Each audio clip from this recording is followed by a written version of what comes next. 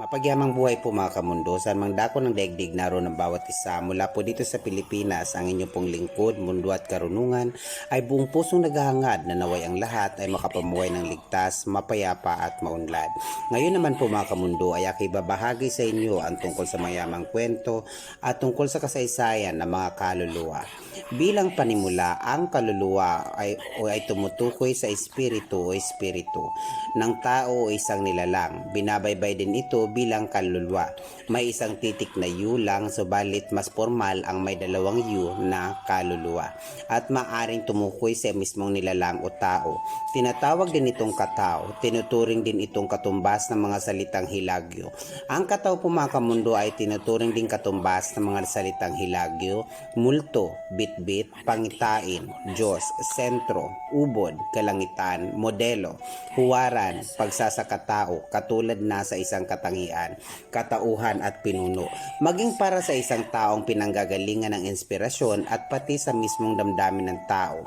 Sa kagamitan sa Ingles, tumutukoy din ang soul sa bagay na may kaugnayan sa mga negro o pangtaong maitim ang balat.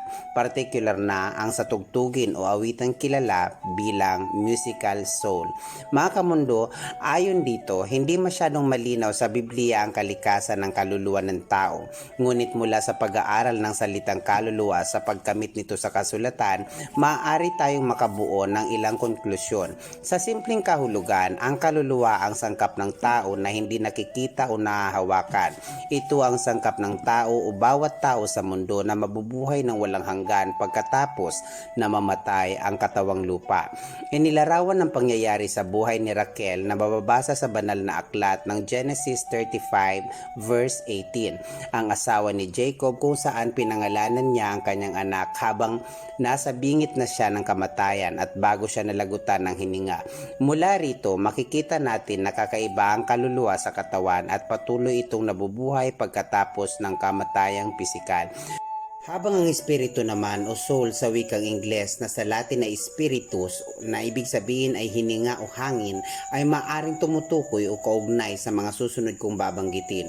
Kaluluwa ng tao, mga mabubuti at masasamang nilalang, kaisipan o diwa katulad ng diwa ng Pasko, anito o idolo, espiritu na kaluluwa o hininga ng alak o anumang inuming kadalasang katulad ng serbesa, tinatawag na mga inuming dalisay o mga espiritu o mga espiritu.